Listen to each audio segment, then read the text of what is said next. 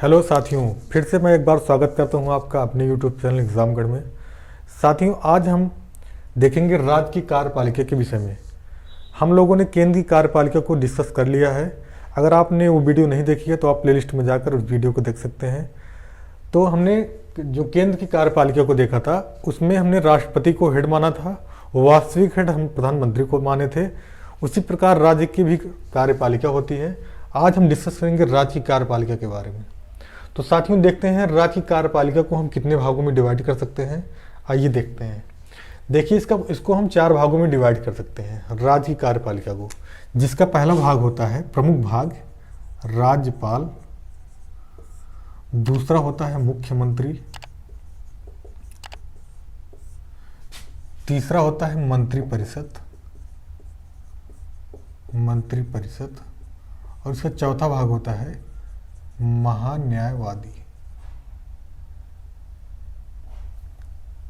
महाधिवक्ता।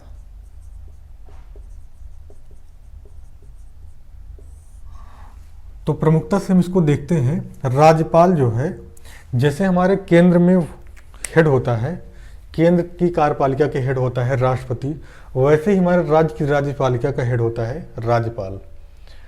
हम लोगों ने इसमें देखा था कि वास्तविक शक्तियां जो हैं वो प्रधानमंत्री के में निहित होती हैं, जो केंद्र की कार्यपालिका थी। तो उसी हिसाब से राज्य की कार्यपालिका की जो है वास्तविक शक्ति जो है हमारे मुख्यमंत्री में निहित होती है। ठीक है। और वहाँ हम लोगों ने देखा था केंद्र में जैसे मंत्रिपरिषद था, मंत्रिमंडल जिसको बोलते हैं, वैसे सेम टू सेम उसी तरीके से राज्य में मंत्रिपरिषद कार्य करता है। और यहाँ हम देख रहे हैं महाधिवक्ता। और हम केंद्र की कार्यपालिका में देखे थे कि महान्यायवादी जो है वहाँ पे कानूनी विषयों पर सलाह देता है सरकार को। यहाँ उसी हिसाब से महाधिवक्ता कार्य कर रहा है।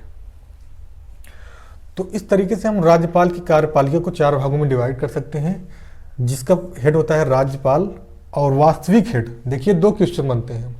अगर कभी पूछा जाएगा कि राज्य की कार्यपालिका का हेड कौन होता है, तो हम टिक करेंगे राज्यपाल को। अगर वास्तविक हेड पूछेगा, हेड राज्यपाल होता है, वास्तविक हेड जो है मुख्यमंत्री होता है। ठीक है। तो आइए हम देखते हैं, आज राज्यपाल के बारे में पढ़ेंगे। इसकी अगली जो वीडियो आएगी मुख्यमंत्री के बारे में पढ़ेंगे। एक एक करके हम ऐसे अलग अलग वीडियो में देखेंगे। तो आइए हम देखते हैं राज्यपाल के बारे में आज।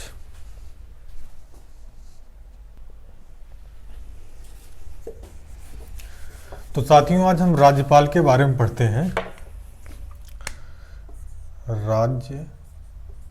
राज्यपाल। तो जैसा केंद्र में हमारे राष्ट्रपति होता है, राष्ट्रपति, उसी के तर्ज पे हमारे राज्य में जो है, राज्य में राज्यपाल की नियुक्ति होती है। और हम जानते हैं कि केंद्र में जो है कार्यपालिका का हेड राष्ट्रपति होता है। उसी प्रकार से जो है राज्य में राज्य के कार्यपालिका का हेड राज्यपाल होता है। तो आज अगर हम तुलनात्मक दृष्टिकोण से देखते हैं तो राष्ट्रपति और राज्यपाल, जो काम केंद्र में राष्ट्रपति करता है वही काम राज्य में राज्यपाल का होता है। और काफ़ी कुछ डिफरेंस भी है, दोनों की शक्तियों में डिफरेंस है, और उसको हम डिस्कस करेंगे आज कि कैसे कैसे अलग होते हैं राष्ट्रपति और राज्यपाल, किस तरीके से, और कौन सी शक्तियाँ राष्ट्रपति में ज़्यादा हैं और राज्यपाल में कम है। तो अगर आप इसको अच्छे से डिस्कस कर लेंगे तो आपका नॉलेज भी बढ़ेगा और आने वाले एग्जाम में जो भी क्वेश्चन बनेंगे इससे, उसको आप आसानी से हल कर पाएंगे। आइए देखते हैं राज्यपाल का वर्णन किस अनुच्छेद में किया गया है। एक एक अनुच्छेद को करके हम देखते हैं। देखिए, महत्वपूर्ण अनुच्छेद में हम देखते हैं राज्यपाल का जो पद है, इसका वर्णन अनुच्छेद 152 में किया गया है। इसके पद का वर्णन अनुच्छेद 152 में राज्यपाल के पद का वर्णन किया गया है। और अनुच्छेद 153 में जो है, अनुच्छेद 153 में राज्यों में एक राज्यपाल होगा, राज्यों में एक राज्यपाल होगा, इसका वर्णन किया गया है। तो ध्यान रखिएगा, अनुच्छेद 152 में राज्यपाल के पद का वर्णन किया गया है और अनुच्छेद 153 में राज्यों में एक राज्यपाल होगा। साथियों, यहाँ एक लाइन और जुड़ जाती है कि एक ही राज्यपाल जो है 2 या 2 से अधिक, मतलब जो एक राज्यपाल है वह कभी कभी 2-3 राज्यों का भी राज्यपाल हो सकता है। इसको आप लोग ध्यान रखिएगा नोट के तौर पे। ठीक है। जो हमारे राज्यपाल होते हैं, एक राज्यपाल के अंडर में 2-3 प्रदेश भी आ सकते हैं, 2-3 राज्य भी आ सकते हैं। तो एक लाइन ये जुड़ जाती है, महत्वपूर्ण है। तो 153 में लिखा गया है कि राज्यों में एक राज्यपाल होगा और वह राज्यपाल जो है 2-3 राज्यों का भी राज्यपाल हो सकता है। अब हम अगला देखते हैं अनुच्छेद 154। इसमें से शक्तियों के बारे में लिखा गया है, लेकिन हम शक्तियों को लास्ट में डिस्कस करेंगे। पहले हम आते हैं अगले अनुच्छेद पे, अनुच्छेद 155 में, जिसमें इसकी नियुक्ति के बारे में दिया गया है। राज्यपाल की नियुक्ति कौन करता है, नियुक्ति के बारे में देखते हैं। ये हमारे अनुच्छेद 155 में है। राज्यपाल की नियुक्ति के बारे में अनुच्छेद 155 में दिया गया है।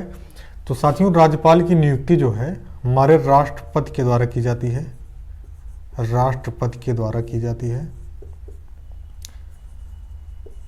एक चीज हमको यहाँ ये ध्यान रखना है कि राष्ट्रपति जो है राज्यपाल की नियुक्ति अपने माध्यम से नहीं करता है, बल्कि केंद्र में जो प्रधानमंत्री हैं, प्रधानमंत्री के माध्यम से जो है, मतलब प्रधानमंत्री की सलाह पर राज्यपाल की नियुक्ति राष्ट्रपति के द्वारा की जाती है। तो इसको हम कह सकते हैं कि प्रधानमंत्री की सलाह पर या मंत्रिपरिषद की सलाह पर, जो मंत्रिमंडल होता है हमारा, मंत्रिमंडल की सलाह पर राष्ट्रपति जो है राज्यपाल की नियुक्ति करता है। ठीक है।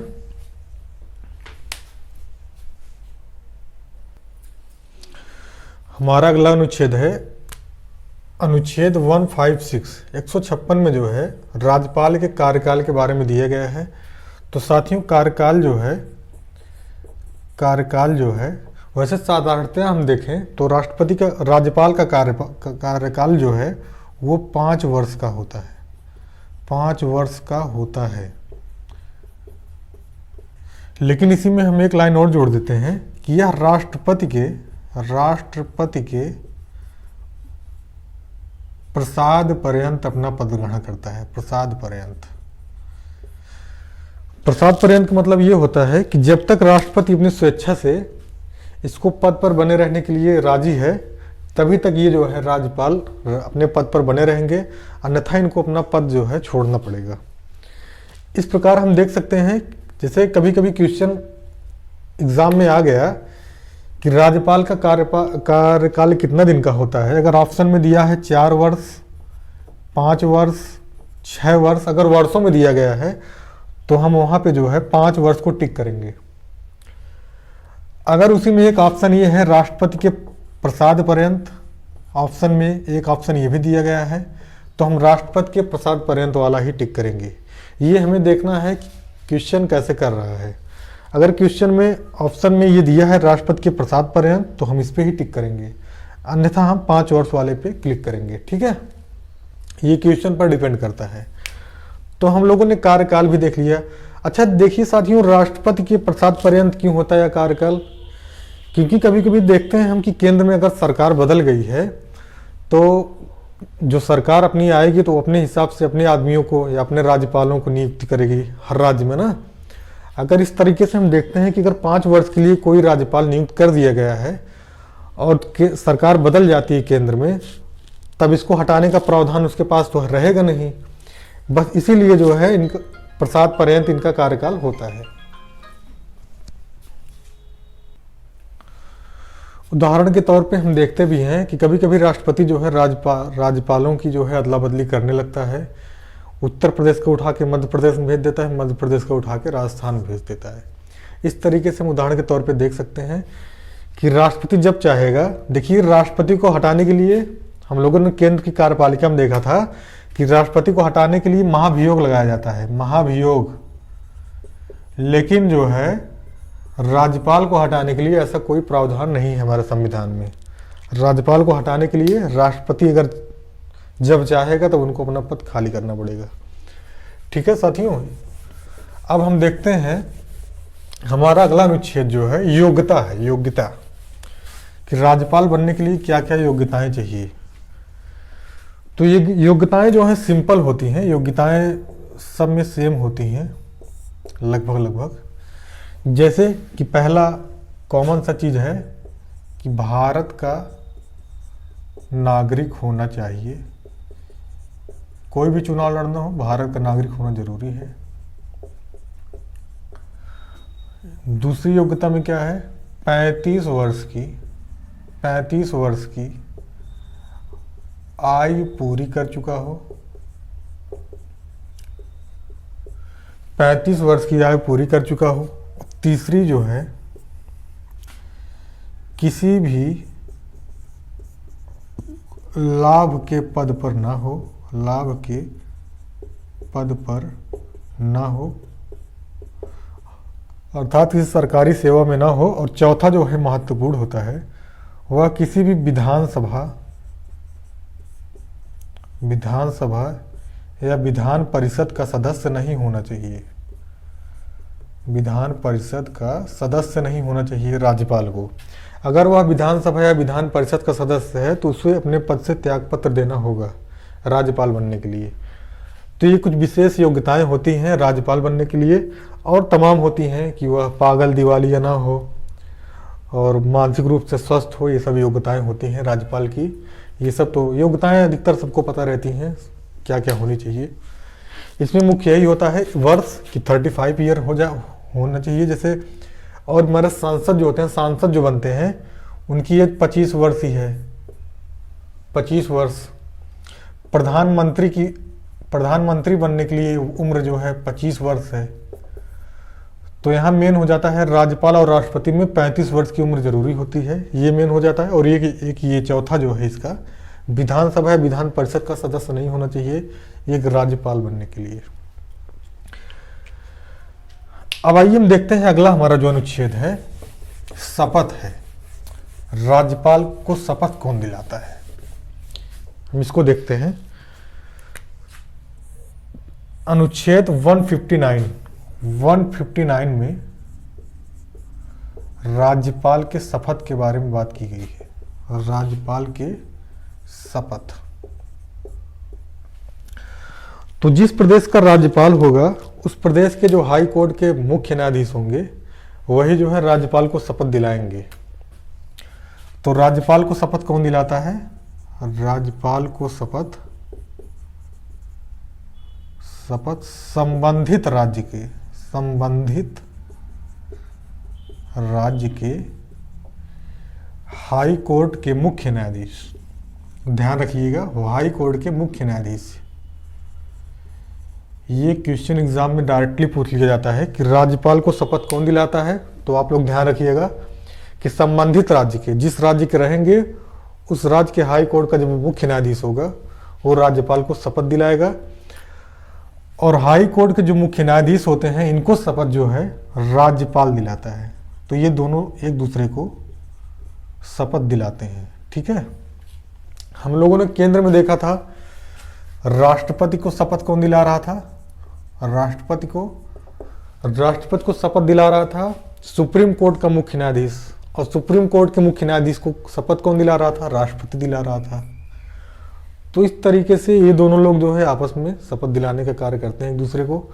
और यहाँ ध्यान दीजिए आप लोग ये कि राज्यपाल को मुख्य न्यायाधीश शपथ क्यों दिलाता है, इसलिए दिलाता है क्योंकि राज्य का सबसे बड़ा पद जो है राज्यपाल के बाद मुख्य न्यायाधीश, हाई कोर्ट के मुख्य न्यायाधीश ही होता है। बहुत लोगों के मन में कंफ्यूजन रहता है मुख्यमंत्री, कभी कभी मुख्यमंत्री को टिक करके आ जाते हैं, जो कि बिल्कुल गलत है। क्योंकि मुख्यमंत्री का पद जो है राज्यपाल से छोटा माना जाता है। वैसे जो है वास्तविक शक्तियां जो है मुख्यमंत्री में निहित होती हैं, क्योंकि मुख्य शक्तियां जो है मुख्यमंत्री के पास ही होती हैं। यह जो है राज्यपाल सिर्फ नाम मात्र की शक्ति है इसके पास, लेकिन जो है राज्यपाल का पद मुख्यमंत्री से बड़ा माना जाता है, ठीक है। अब हम अगले देखते हैं, हमारा अगला अनुच्छेद क्या है। अगले अनुच्छेद में हम देखते हैं हमारा 161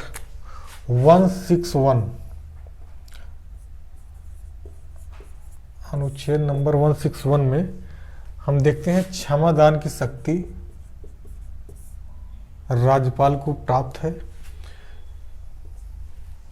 अब क्षमादान में कौन कौन से चीजों को क्षमा कर सकता है, तो यहां हमको ध्यान देना है मृत्यु दंड जो है, मृत्यु दंड को राज्यपाल क्षमा नहीं कर सकता है। राज्यपाल जो है मृत्युदंड को क्षमा नहीं कर सकता है। जैसे, और राज्यपाल को वही शक्ति प्राप्त है जिस राज्य में वो है, उसी राज्य से संबंधित अगर कोई मैटर होता है तो उसी मैटर में जो है क्षमादान प्राप्त कर सकता है। बस पूरे देश में राज्यपाल नहीं कर सकता है, इसको भी ध्यान रखिएगा आप लोग। मृत्युदंड की जो सजा होती है इसको राज्यपाल क्षमादान नहीं कर सकता है। राज्यपाल सिर्फ इतना कर सकता है कि जैसे अगर 10 वर्ष का किसी को सजा हुआ है तो इसको घटाकर सिर्फ 5 वर्ष में बदल सकता है।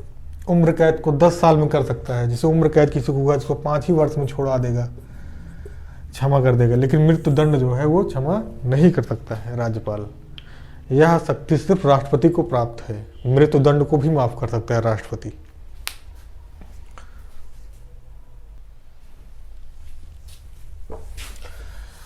तो साथियों, हम अगला देखते हैं। आज का हमारा अगला अनुच्छेद क्या है। आगे हम देखते हैं, क्षमादान हम लोगों ने पढ़ लिया है। अब अध्यादेश की शक्ति प्राप्त होती है राज्यपाल को। अध्यादेश की शक्ति प्राप्त होती है राज्यपाल को। अध्यादेश क्या होता है, इसका वर्णन जो है अनुच्छेद 213 में किया गया है। अनुच्छेद 213 में, ठीक है। अध्यादेश क्या होता है, जैसे कभी कभी साथियों हम लोग देखते हैं कि विधानसभा या विधान परिषद कार्य करना बंद कर देती हैं। अर्थात जब चुनाव का पीरियड होता है, अगर उस समय में अचानक कोई कानून बनाना पड़े तो राज्यपाल को यह शक्ति है कि वो अध्यादेश जारी करके अपने हस्ताक्षर मात्र से ही कानून को पारित कर देता है, ठीक है। यह शक्ति अनुच्छेद 213 के तहत राज्यपाल को प्राप्त है। यही कार्यक्रम जो राष्ट्रपति करता है, यही कार्य जब राष्ट्रपति करता है तो वह अनुच्छेद 123 के तहत अध्यादेश जारी कर सकता है राष्ट्रपति, ठीक है। तो अध्यादेश जारी करने का अधिकार राज्यपाल को अनुच्छेद 213 में प्राप्त है। इसको भी आप लोग अनुच्छेद को ध्यान रखिएगा। अब हमारा अंतिम देखते हैं 333 अनुच्छेद नंबर 333 में क्या कहता है। अनुच्छेद 333 में विधानसभा में एक एंग्लो इंडियन की नियुक्ति करता है राज्यपाल। राज्यपाल जो है विधानसभा में एक एंग्लो इंडियन की नियुक्ति कर सकता है अनुच्छेद 333 के तहत। और हम लोगों ने राष्ट्रपति में देखा था, राष्ट्रपति के पास यह शक्ति किस अनुच्छेद में प्राप्त है, 331 में जो है राष्ट्रपति को यह शक्ति प्राप्त है।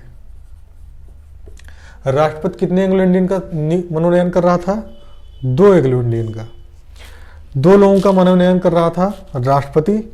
और यहाँ अनुच्छेद 331 है और यही देख रहे हैं हम राज्यपाल में अनुच्छेद 333 में विधानसभा में एक एंग्लो इंडियन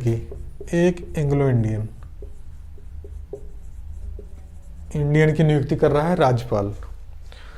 तो साथियों, इस तरीके से हम लोग देखे हैं कि राज्यपाल के बारे में हम लोगों ने पढ़ा। अब हम देखते हैं राज्यपाल की शक्तियों को जो हम लोगों ने छोड़ा था यहाँ पे, राज्यपाल की क्या प्रमुख शक्तियां होती हैं, इसके बारे में डिस्कस करते हैं। तो साथियों, हम देखते हैं राज्यपाल के अंदर कौन कौन सी शक्तियां निहित हैं। हम राज्यपाल की शक्तियों के बारे में डिस्कस करते हैं। राज्यपाल की शक्तियां, तो पहली शक्ति देखिए, कार्यकारी शक्ति। इसमें राज्यपाल जो है नियुक्ति संबंधित, मतलब किसी नियुक्ति कर सकता है राज्यपाल, उसके बारे में दिया गया है। तो सबसे मुख्य होता है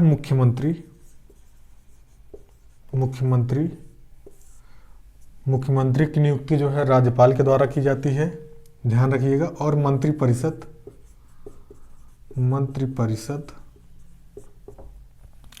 राज्य के वित्त आयोग,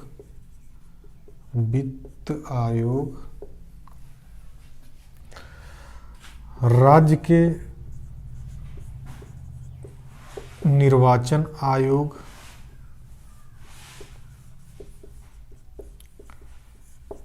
ठीक ठीक है, बहुत लंबी लिस्ट हो जाती है, बहुत लोगों की नियुक्ति राज्यपाल के द्वारा की जाती है, लेकिन हम लोग मेन देख लेते हैं। मुख्यमंत्री की नियुक्ति राज्यपाल के द्वारा की जाती है। मंत्री परिषद जो होते हैं उनकी भी नियुक्ति राज्यपाल के द्वारा की जाती है। मुख्यमंत्री की सलाह पर मंत्रियों की नियुक्ति की जाती है।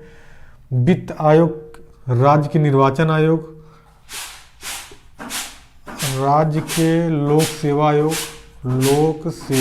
आयोग, जैसे हम देखते हैं कि हर प्रदेश में अलग अलग सेवा आयोग होता है, लोक सेवा आयोग। जैसे बिहार में बीपीएससी, मध्य प्रदेश में एमपीपीसीएस, यूपी में यूपीपीसीएस। उसी हिसाब से जो है, जो यहाँ के लोक सेवा आयोग की अध्यक्ष की नियुक्ति होती है वो भी राज्यपाल के द्वारा की जाती है। और जिला जज की भी नियुक्ति राज्यपाल के द्वारा की जाती है। ठीक है, जो हमारे जिला जज होते हैं जिले में। तो इस प्रकार हम देख रहे हैं कि राज्यपाल के अंदर नियुक्ति संबंधित शक्तियां निहित हैं। और एक मुख्य शक्ति राज्यपाल के अंदर है, जैसे हम लोग जानते हैं 356 अनुच्छेद 356 के तहत राष्ट्रपति शासन राज्यों में लागू किया जाता है। हम लोगों ने पढ़ा था जब हम राष्ट्रपति के बारे में पढ़ रहे थे तब। उसके बाद फिर 356 के तहत जो है राज्यपाल जब राष्ट्रपति शासन लागू होता है तो राज्यपाल में तमाम शक्तियां निहित हो जाती हैं, क्योंकि उस समय मुख्यमंत्री, जब राष्ट्रपति शासन लगता है राज्यों में तो वहां मुख्यमंत्री, विधानमंडल और विधान परिषद ये सब भंग हो जाते हैं। वहां पर सारी शक्तियां जो है राज्यपाल के अंदर समाहित हो जाती हैं। ठीक है, मतलब वहाँ की सारी शक्तियाँ राज्यपाल के द्वारा चलाई जाती हैं। वहाँ के सारे कार्य जो है राज्यपाल के द्वारा किए जाते हैं। जैसे साथियों हम लोग जानते हैं कि मुख्यमंत्री जो है वो हमारे राज्य का वास्तविक हेड होता है, अर्थात सारी शक्तियाँ मुख्यमंत्री में ही निहित होती है। राज्यपाल सिर्फ नाम मात्र का ये पद है बस। ठीक है, मतलब मुख्य शक्ति जो है मुख्यमंत्री के ही अंदर है।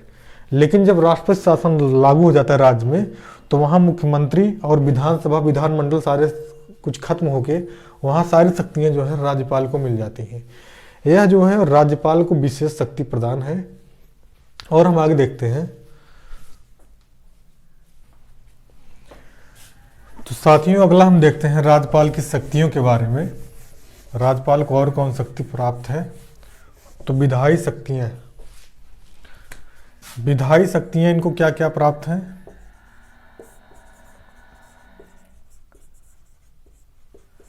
विधायी शक्तियों से मतलब होता है कि कानून या बिल। तो राज्यपाल को जो है विधायी शक्तियों में जैसे विधानमंडल या विधान परिषद की बैठक बुलाना, बैठक की समाप्ति करना, ये सब शक्तियां जो है राज्यपाल को प्राप्त हैं।